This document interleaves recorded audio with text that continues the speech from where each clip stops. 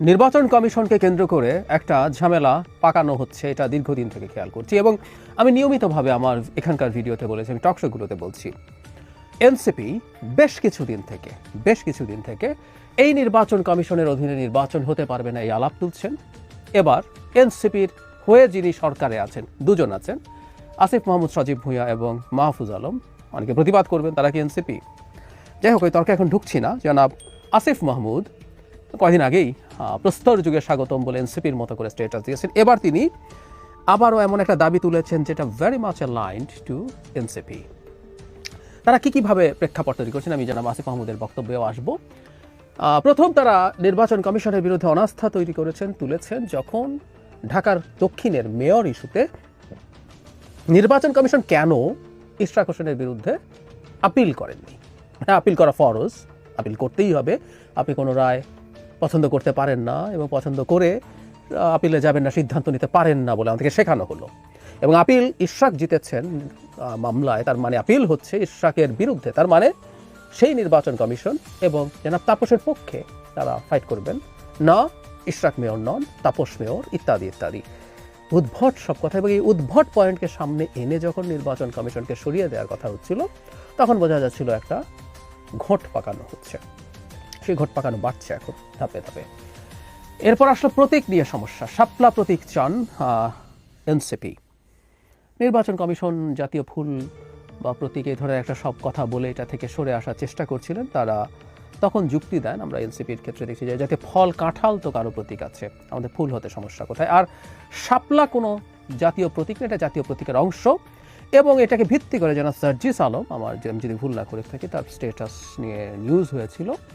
তিনি বলেছেন যদি প্রতীকের অংশ শাপলা, মানে জাতীয় প্রতীকের অংশ শাপলা যদি দলীয় প্রতীক হতে না পারে তাহলে ধানের শীষও পারে না, কারণ জাতীয় প্রতীকের মধ্যে ধানের শীষও আছে। যদিও ধানের শীষ শাপলার মতো করে নেই, শাপলা একেবারে কেন্দ্রে আছে। কিন্তু আর্গুমেন্ট সেটা না, আমার কাছে আর্গুমেন্ট একটা ভিন্ন মনে হয়। সেটা হচ্ছে যেটা দেওয়া উচিত ছিল, বলা উচিত ছিল নির্বাচন কমিশনেরও। শাপলা প্রতীকটা এর আগে আরেকটা রাজনৈতিক দল নাগরিক ঐক্য চেয়েছিল। তাহলে প্রশ্ন আসতে পারে নাগরিক ঐক্যকে না দিয়ে কেন এনসিপিকে দেওয়া হবে। আমি তো বরং বলি এনসিপিকে যদি শাপলা প্রতীক দেওয়া হয় সেটা এনসিপির জন্যই ভালো হবে না, যে সরকার যদি নির্বাচন কমিশন টেকনিক্যালি স্বাধীন, কিন্তু প্রশ্ন আসবে সরকার তাকে ইনফ্লুয়েন্স করে এনসিপিকে এটা দেওয়াতে বাধ্য করেছে এবং এনসিপির যে কিংস পার্টি তকমা বা ইমেজ সেটা অনেক বেশি এস্টাবলিশড হয়ে যায়। যাই হোক, এটা তারা পছন্দ করছেন না এবং সেটার জন্য তারা আন্দোলন করবেন, সেটার জন্য তারা চাপ দিয়ে যাবেন, সেটা বলেছেন। এটাও নির্বাচন কমিশনের প্রতি একটা অভিযোগের কারণেই তারা এই বাড়াবাড়িটা করছেন বলে আমি মনে করি। তারা বোঝেন না, জানেন না তা না, এখানে খুবই বুঝদার মানুষজন আছেন, বয়সে তরুণ হলেও এদের অনেকেই সব কিছু যুক্তি তর্ক বুদ্ধি তাদের এরকমই আছে, এটা না বোঝার কোনো কারণ নেই।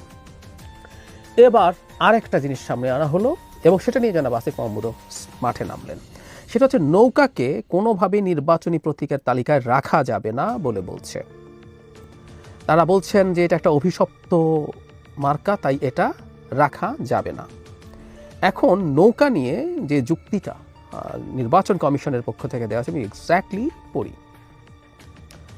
আওয়ামী লীগের নিবন্ধন স্থগিত থাকলেও নৌকা প্রতীক তালিকায় বহাল থাকছে জানিয়ে নির্বাচন কমিশনার আব্দুর রহমানেল মাসুদ বলেছেন প্রতীক কখনো নিষিদ্ধ হয় না।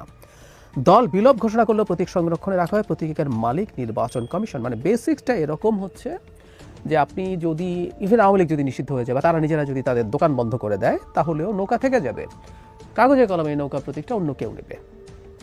এটা হচ্ছে তাদের বক্তব্য। এখন আসিফ মাহমুদ সজীব ভুঁইয়া তার ফেসবুকে তিনি এখন, আমি জানি না উনি সহসাই রিজাইন করে এনসিপিতে জয়েন করছেন কিনা, যদি জয়েন করেও থাকেন এই কাজগুলো করা আটার স্টুপিডিটি। মানে বাংলাদেশের এই সরকারকে নিয়ে ডক্টর ছেলে খেলা করেছেন, কিছু বালককে বসে বালখিল্য করাচ্ছেন। মানে উনি যদি ওই দলে জানো সরকারে বসে এই কাজগুলো করা কোনোভাবেই তাদের লিস্ট কোনো বুদ্ধি বা কমন সেন্সেরও পরিচয় না। উনি লিখছেন ফেসবুকে, ভেরিফাইড ফেসবুকে তিনি লিখছেন অভিশপ্ত নৌকা মার্কাকে আপনারা কোন বিবেচনায় আবার শিডিউলভুক্ত করতে আইন মন্ত্রণালয়ে পাঠালেন। সাংবিধানিক প্রতিষ্ঠান হিসেবে গণঅভ্যুত্থানকে আপনারা জাস্ট বৃদ্ধাঙ্গুলি দেখালেন। কাদের এজেন্ডা বাস্তবায়ন করতে এবং কাদের দেওয়ার জন্য এই মার্কা রাখছেন আপনারা। পরাচিতদের স্বপ্নের রিফাইন্ড আওয়ামী লীগকে তাদের মার্কা ফিরিয়ে দিতে চান। বাংলাদেশের একজন নাগরিক হিসাবে নির্বাচন কমিশনের প্রতি প্রশ্ন রইল। নাগরিক হিসাবে সরকারের একজন মন্ত্রী পদমর্যাদার উপদেষ্টা এগুলো করতে পারেন না, এটা মনে রাখা দরকার আছে। আর একটা স্বাধীন সাংবিধানিক প্রতিষ্ঠান কমিশন, যেটা হাসিনার কমিশন না। মজাটা হচ্ছে এই জায়গায় এই কমিশনটা ডক্টর ইউনূসের নিযুক্ত কমিশন, সেই কমিশনকে এই ধরনের প্রশ্নবিদ্ধ করা হয়েছে। নৌকা রাখলেই সেটা আওয়ামী লীগকে আনার জন্য নাও হতে পারে, এটার কোনো কারণ নেই। এর জন্য নির্বাচন কমিশন তার ব্যাখ্যা দিয়েছে। তবে হ্যাঁ, তারা আওয়ামী লীগের একটা জুজুর ভয় দেখাচ্ছেন। আমি কারণটাও জানি, আওয়ামী লীগকে নিষিদ্ধ করার পেছনে যে ঠিক আওয়ামী লীগ বিভৎস সব পাপ করেছে তা না, এগুলো সব রাজনৈতিক হিসাব নিকাশ। আওয়ামী লীগ মাঠে থাকলে এনসিপির আর গুরুত্ব থাকে না, জামায়াতেরও আর গুরুত্ব থাকে না। টেকনিক্যালি বলছি, আওয়ামী লীগ যদি কোনো রকমের নির্বাচনে আসতে পারে, এখনও আওয়ামী লীগের এটা খুবই দুঃখজনক। আমাদের দেশের মানুষের এটা কেমন অসভ্যতা মনে হয় যে এখনও 20% মানুষ আমার বিবেচনায় আওয়ামী লীগের হার্ডকোর সাপোর্টার্স আছে। সো 20% যদি হয়, আমার বিবেচনায় জামায়াতের সমর্থন পপুলার ভোটের ক্ষেত্রে সর্বোচ্চ 10%, মানে জামায়াতেরও দ্বিগুণ সমর্থন এখনও আছে আওয়ামী লীগের। আর এনসিপি ইজ নট টেস্টেড। তাদের উত্তরাঞ্চলে যেসব সফর হয়েছে তাতে লোকসমাগম হয়েছে। আমি ঠিক জানি না এরা কারা, কিভাবে আসছেন, এগুলো ভোটে ট্রান্সলেটেড হওয়ার আগে আসলে জনসমাগম বা এরকম মানুষজনকে দেখে ডিসাইড করা যাবে না তাদের সমর্থন আসলে ঠিক কোন পর্যায়ে আছে। সুতরাং এনসিপিকে আমরা হিসাবের বাইরেই রাখি। প্রায় বলি এনসিপির আসলে কিছু মানুষজন এখানে আছে বলে আমরা এনসিপিকে পাত্তা টাত্তা দিই। আদারওয়াইজ একটা দল নির্বাচনে যায় নাই, তার কোনো রকম কোনো হিস্ট্রি নাই, সে কত ভোট পাবে কোনো ঠিক ঠিকানা নাই। আদারওয়াইজ তাদের আসলে এই পাত্তা টাত্তা দেওয়ার কথা ছিল না। যাই হোক, এখন আওয়ামী লীগ যদি থাকে তাহলে আমি আগেই বলেছিলাম যে এই দুটো দল এনসিপি এবং জামায়াত নির্বাচনকে নিয়ে ঠ্যাক দিতে পারেন। সেটা হচ্ছে এরকম যে আমরা নির্বাচনে যাব না, সেটা না গেলে প্রকারান্তরে বিএনপি আর তার অ্যালাইন্ড বা তার অ্যালাইরা শুধু মাঠে থাকে, সেই নির্বাচন নিয়ে গ্রহণযোগ্যতার প্রশ্ন আসতে পারে। সেই কারণেই আমি মনে করি যে তারা এই ধরনের জুজুর ভয়ে ভুগছেন যে নৌকা থাকলে আবার আওয়ামী লীগ ফেরত আসে কিনা। কাগজে কলমে বলছে আওয়ামী লীগ যদি ফেরত আসে তাদের তো আসলে খুবই বড় রাজনৈতিক সমস্যা আছে। এটা আওয়ামী লীগ বিভৎসতম পাপ করেছে সেটা না, এখন সব মাঠে সব রাজনৈতিক খেলা হচ্ছে, এর বাইরে কিছু আসলে না। কারণ তখন এনসিপি হয়নি, জাতীয় নাগরিক কমিটি আওয়ামী লীগের কাউন্সিলরদেরকে নিয়ে বৈঠক করে যারা কম পাপ করেছে তাদেরকে নিয়ে আসতে হবে, তবে বলেন নাই, বলেছেন তারাই এখন এনসিপি করেন, আমাদের সামনে সব রেকর্ড আছে। সুতরাং আমরা বুঝতে পারি এগুলো আসলে রাজনীতি, এর মধ্যে সদিচ্ছা বা গভীর ইচ্ছা এগুলো কিছু না। বিশেষ করে কোনো রাজনৈতিক দল যখন কোনো কিছু নিয়ে মাঠে নামে সেটা যৌক্তিক এবং সহি বিষয় হলেও তার সাথে মধ্যে রাজনীতি থাকে। ফলে যে কথাটা বলছিলাম, সব কিছু একত্র করে এখন নির্বাচন কমিশনকে প্রশ্নবিদ্ধ করার চেষ্টা করা হচ্ছে, নির্বাচন কমিশনে একটা ঝামেলা পাকানোর চেষ্টা করা হচ্ছে। বহুবার বলেছি, বাংলাদেশের নির্বাচন কমিশনই যদি সব কিছু হতো, তারাই যদি নির্বাচন করতো, তাহলে তো হাসিনা ঠিক ছিল। যারা নির্বাচন কমিশনকে সব বলেন, এনসিপি বলুক, আসিফ মাহমুদ বলুক, তারা শেখ হাসিনার মতো কথা বলেন। আই রিপিট, তারা শেখ হাসিনার মতো কথা বলেন। শেখ হাসিনা এই কথা আমাদেরকে বহু বছর শুনিয়েছেন। আসিফ মাহমুদ সহ অন্যান্য এনসিপি নেতারা তো অনেক ছোট ছিলেন। আমরা সেই 11 সাল থেকে, বিশেষ করে যখন তত্ত্বাবধায়ক সরকার বাতিল করা হয় তখন থেকে অ্যাক্টিভিজম করি। আমরা যখনই বলতাম তত্ত্বাবধায়ক সরকার বাতিল করেছে, তোমার মধ্যে শয়তানি আছে, তুমি নির্বাচন ম্যানিপুলেট করবা, তখন শেখ হাসিনা বলতেন নির্বাচন কমিশন স্বাধীন, তাদের হাতে সব ক্ষমতা আছে, তাকে প্রধানমন্ত্রী কার্যালয় থেকে পৃথক করা হয়েছে, তার আলাদা সচিবালয় আছে, সে সব কিছু, এবং নির্বাচন তারাই করবে, সরকার কোনো নির্বাচন করে না, কনস্টিটিউশনে 20 থেকে 26 সব লেখা আছে, ব্লা ব্লা ব্লা। আজকেও ঠিক একই কথা শুনছি, নির্বাচন কমিশনের অধীনে নির্বাচন করবো না, তার মানে নির্বাচন কমিশন নির্বাচন করে। টেকনিক্যালি ভুল না, কিন্তু হাসিনার যুক্তি এটা।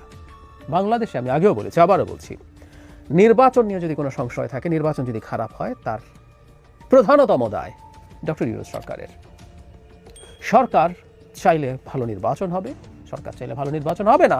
এজন্যই মজার ব্যাপার, এনসিপিও কিন্তু তত্ত্বাবধায়ক সরকারের ব্যাপারে একমত।